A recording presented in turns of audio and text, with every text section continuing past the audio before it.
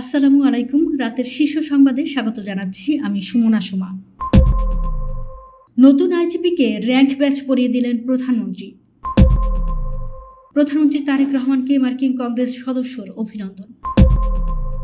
বাংলাদেশে আরও বেশি হারে চীনা বিনিয়োগের আহ্বান স্বরাষ্ট্রমন্ত্রীর। প্রয়োজনে গভর্নর পদে পরিবর্তন, আরও অনেক জায়গায় হবে অর্থমন্ত্রী। যুক্তরাষ্ট্রের সঙ্গে অন্তর্বর্তী সরকারের চুক্তি পুনঃ পর্যালোচনা হবে বাণিজ্যমন্ত্রী। ত্রয়োদশ সংসদ নির্বাচন 15 মার্চের মধ্যে দিতে হবে প্রার্থীদের নির্বাচনী ব্যয়ের হিসাব। 50তম বিসিএসের লিখিত পরীক্ষা 9 এপ্রিল থেকে শুরু। ডিএমপি কমিশনার সাজ্জাদ আলী পদত্যাগপত্র জমা দিয়েছেন। ডিএমপির সাবেক কমিশনার হাবিবুর রহমানের দেশত্যাগে নিষেধাজ্ঞা। বরিশালে বিএনপিপন্থী 20 আইনজীবীর বিরুদ্ধে মামলা। হাতিয়ায় বিএনপি এনসিপির কর্মীদের সংঘর্ষে পুলিশ সদস্যসহ আহত 20। মিয়ানমারে জান্তার বিমান হামলায় নিহত অন্তত 26। যুক্তরাষ্ট্রে আঘাত হানতে সক্ষম, ক্ষেপণাস্ত্র বানাচ্ছে ইরান, ট্রাম্প। শুনছিলেন শিরোনাম, এবার বিস্তারিত। পুলিশের নবনিযুক্ত মহাপরিদর্শক মোহাম্মদ আলী হোসেন ফকিরকে র্যাঙ্ক ব্যাচ পরিয়ে দিয়েছেন প্রধানমন্ত্রী তারেক রহমান। বুধবার দুপুরে সচিবালয়ের মন্ত্রিপরিষদ বিভাগে নিজ কার্যালয়ে র্যাঙ্ক ব্যাচ পরিয়ে দেন প্রধানমন্ত্রী। এ সময় উপস্থিত ছিলেন স্বরাষ্ট্রমন্ত্রী সালাউদ্দিন আহমেদ ও স্বরাষ্ট্র সচিব মঞ্জুর মোর্শেদ চৌধুরী। এর আগে আর্মড পুলিশ ব্যাটালিয়নের প্রধান অতিরিক্ত আইজিপি মোহাম্মদ আলী হোসেন ফকিরকে আইজিপি হিসেবে নিয়োগ দিয়ে গত মঙ্গলবার প্রজ্ঞাপন জারি করে স্বরাষ্ট্র মন্ত্রণালয় পুলিশ এক শাখা। মোহাম্মদ আলী হোসেন ফকির বিসিএস ক্যাডারের 15তম ব্যাচের সদস্য। রাজনৈতিক কারণে আওয়ামী লীগ শাসন আমলে প্রথমবার চাকরিচ্যুত, পরের বার বাধ্যতামূলক অবসরে পাঠানো হয় তাকে।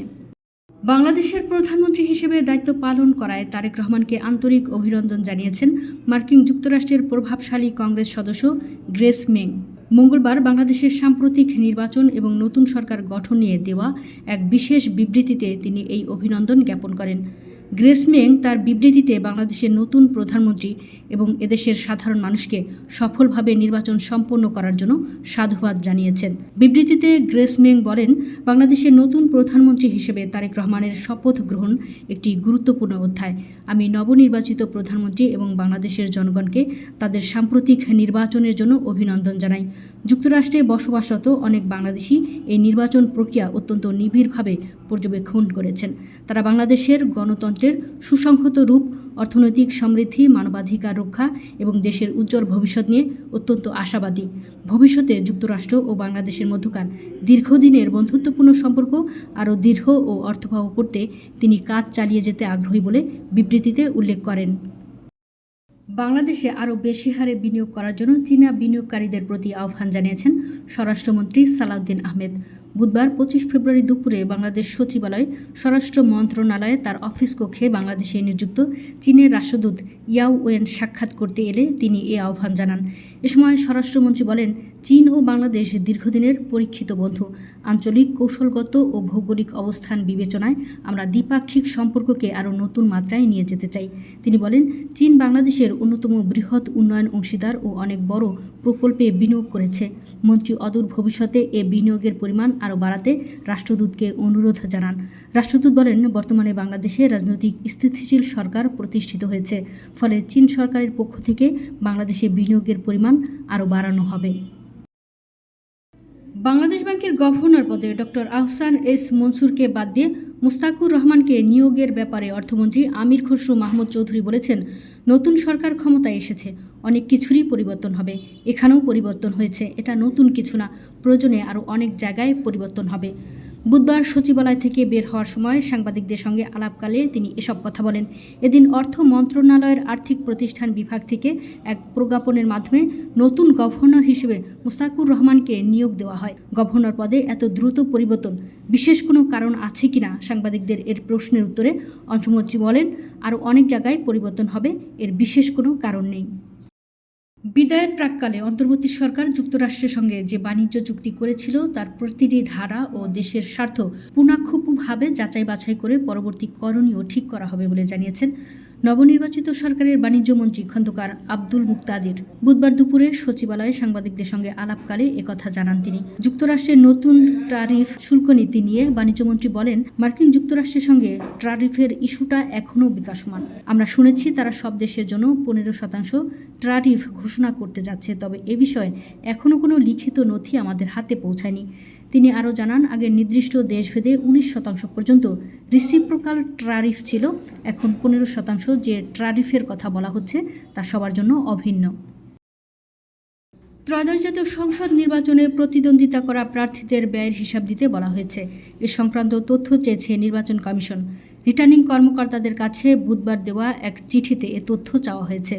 ওই চিঠিতে বলা হয়েছে, নির্বাচনের ফলাফল প্রকাশের 30 দিনের মধ্যে প্রার্থীদের হিসাব রিটার্নিং কর্মকর্তার কাছে জমা দেওয়ার বাধ্যবাধকতা আছে। আর ওই হিসাব আগামী 25 মার্চের মধ্যে ইসিতে পাঠাতে হবে।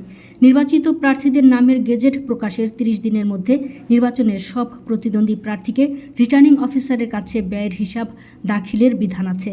তাই নির্বাচনী ব্যয়ের রিটার্নের তথ্য আগামী 25 মার্চের মধ্যে ইসিতে পাঠাতে হবে।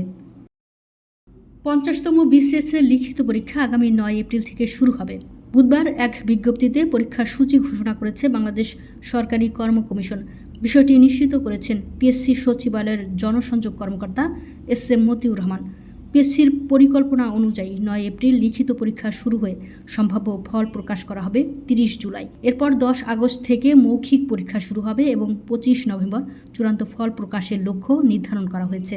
কমিশন 1 বছরের মধ্যে পুরো BCS প্রক্রিয়া সম্পন্ন করার পরিকল্পনা নিয়েছে। এর আগে গত 30 জানুয়ারি প্রিলিমিনারি পরীক্ষা অনুষ্ঠিত হবে। 10 ফেব্রুয়ারি প্রকাশিত ফলে 12,385 জন প্রার্থী লিখিত পরীক্ষার জন্য উত্তীর্ণ হন। ঢাকা মহানগর পুলিশের কমিশনার শেখ মোহাম্মদ সাজ্জাদ আলী পদত্যাগপত্র জমা দিয়েছেন। তিনি বুধবার 25 ফেব্রুয়ারি দুপুরের দিকে গণমাধ্যমকে এই তথ্য নিশ্চিত করেন। সাজ্জাদ বলেন, পুলিশের মহাপরিদর্শকের কাছে তিনি তার পদত্যাগপত্র পাঠিয়েছেন। তিনি আপাতত দায়িত্বে আছেন। সরকারের দিক থেকে পরবর্তী সিদ্ধান্ত না আসা পর্যন্ত তিনি দায়িত্ব চালিয়ে যাবেন। সাজ্জাদ আলী তার পদত্যাগপত্রে পদত্যাগের কারণ হিসেবে ব্যক্তিগত ও পারিবারিক কারণ উল্লেখ করেছেন। 2024 সালের 20 নভেম্বর ডিএমপির কমিশনার পদে চুক্তিভিত্তিক নিয়োগ পান সাজ্জাদ আলী। প্রজ্ঞাপনে বলা হয়েছিল, যোগদানের তারিখ থেকে 2 বছর মেয়াদে তাকে চুক্তিভিত্তিক নিয়োগ দেওয়া হলো। ঢাকা মেট্রোপলিটন পুলিশের সাবেক কমিশনার হাবিবুর রহমানের দেশত্যাগে নিষেধাজ্ঞা দেওয়া হয়েছে।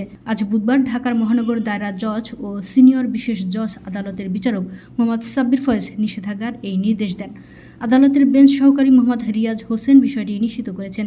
তিনি জানান, দুর্নীতি ও নিয়োগ বাণিজ্যের মাধ্যমে অবৈধ সম্পদ অর্জন এবং বিদেশে অর্থ পাচারের অভিযোগ থাকায় দুর্নীতি দমন কমিশনের আবেদনের পরিপ্রেক্ষিতে আদালত নিষেধাজ্ঞার আদেশ দেন।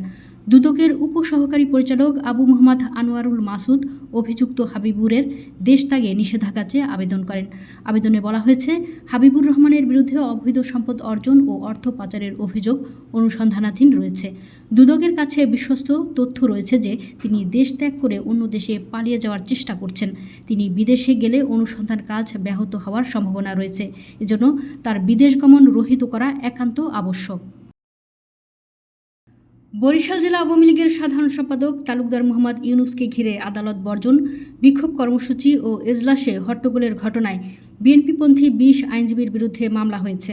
দ্রুত বিচার আইনে বরিশাল কোতোয়ালি মডেল থানায় বুধবার এ মামলা করেন বরিশালের অতিরিক্ত মুখ্য মহানগর হাকিম আদালতের বেঞ্চ সহকারী রাজীব মজুমদার। কোতোয়ালি মডেল থানার ওসি আল মামুন উল ইসলাম জানান, আদালতের বেঞ্চ সহকারী বাদী হয়ে দ্রুত বিচার আইনে একটি মামলা দায়ের করেছেন। মামলায় এজাহারভুক্ত 12 জন সহ অজ্ঞাত আরও 8 জনকে আসামি করা হয়েছে। মামলার প্রধান আসামি বরিশাল জেলা আইনজীবী সমিতির সভাপতি SM সাদিকুর রহমান লিংকনকে পুলিশ গ্রেফতার করে আদালতের মাধ্যমে কারাগারে পাঠিয়েছে।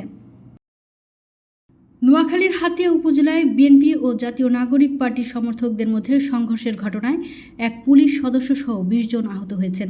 বুধবার দুপুর 12টায় উপজেলার চানন্দি ইউনিয়নের প্রকল্প বাজার এলাকায় দুই পক্ষের মধ্যে সংঘর্ষ শুরু হয়। এ ঘটনার পর নিজের উপর হামলার অভিযোগ এনে প্রকল্প বাজার সড়কে বসে বিক্ষোভ করেন নোয়াখালী 6 হাতিয়া আসনের সংসদ সদস্য আব্দুল হান্নান মাসুদ। হান্নান মাসুদের সমর্থকরা চানন্দি ইউনিয়নে বিএনপির কার্যালয় ভাঙচুর করেছেন বলে দলটির নেতাকর্মীরা পাল্টা অভিযোগ করেছেন। বেলা 3:30টা পর্যন্ত দুই পক্ষ সড়কে অবস্থান করছিল। পরিস্থিতি নিয়ন্ত্রণের চেষ্টা করেছে পুলিশ। মিয়ানমারের ক্ষমতাসীন সামরিক জান্তার বিমান হামলায় দেশটির পশ্চিম ও উত্তর পশ্চিমাঞ্চলে অন্তত ২৬ বেসামরিক নাগরিক নিহত হয়েছেন। এই হামলায় আহত হয়েছেন আরও কমপক্ষে ১৯ জন। বুধবার মিয়ানমারের স্থানীয় সংবাদ মাধ্যমের খবরে এই তথ্য জানানো হয়েছে। এতে বলা হয়েছে, দেশটির পশ্চিমাঞ্চলীয় আরকান রাজ্যের পন্নাগুন শহরের ইয়ঙ্গেনু গ্রামে বিমান হামলায় নারী ও শিশুসহ ১৭ বেসামরিক নাগরিক নিহত এবং আরও ১৪ জন আহত হয়েছেন। জান্তার হামলা শিকার ওই গ্রাম আরকান রাজ্যের রাজধানী সিত্তে থেকে প্রায় ৩৩ কিলোমিটার উত্তর পূর্বে অবস্থিত। ২০২৪ সালের মার্চে সামরিক বাহিনীর বিরুদ্ধে লড়াইরত রাখাইনের খ্রিস্টানদের সশস্ত্র সংগঠন আরকান আর্মি শহরটি দখল নেয়। মানবাধিকার গোষ্ঠীগুলো বলছে, অভ্যুত্থানের পর থেকে সামরিক কর্তৃপক্ষ ও বিরোধী গোষ্ঠীগুলোর সংঘর্ষে ৬,০০০-এর বেশি মানুষ নিহত এবং প্রায় ৩০ লাখ মানুষ বাস্তুচ্যুত হয়েছেন। মার্কিন প্রেসিডেন্ট ডোনাল্ড ট্রাম্প মঙ্গলবার দাবি করেছেন, ইরান এমন ক্ষেপণাস্ত্র উন্নয়ন করেছে যা যুক্তরাষ্ট্রে আঘাত হানতে সক্ষম হতে পারে এবং তিনি তেহরানের বিরুদ্ধে গত বছর মার্কিন হামলার লক্ষ্যবস্তু হওয়া পারমাণবিক কর্মসূচি পুনর্গঠনের চেষ্টা করার অভিযোগ তোলেন। ইরানের পারমাণবিক কর্মসূচি ও ক্ষেপণাস্ত্র সহ বিভিন্ন ইস্যুতে যুক্তরাষ্ট্র ও ইরানের মধ্যে উচ্চ পর্যায়ের আলোচনা চলছে। ট্রাম্প বলেছেন, তিনি কূটনৈতিক সমাধান পছন্দ করেন, তবে আলোচনা ব্যর্থ হলে শক্তি প্রয়োগে প্রস্তুত। ট্রাম্প বলেন, ইরান ইতিমধ্যে এমন ক্ষেপণাস্ত্র তৈরি করেছে যা ইউরোপ ও আমাদের বিদেশি ঘাঁটিগুলোকে হুমকির মুখে ফেলতে পারে এবং তারা এমন ক্ষেপণাস্ত্র তৈরিতে কাজ করছে যা শীঘ্রই যুক্তরাষ্ট্রে পৌঁছাতে পারবে।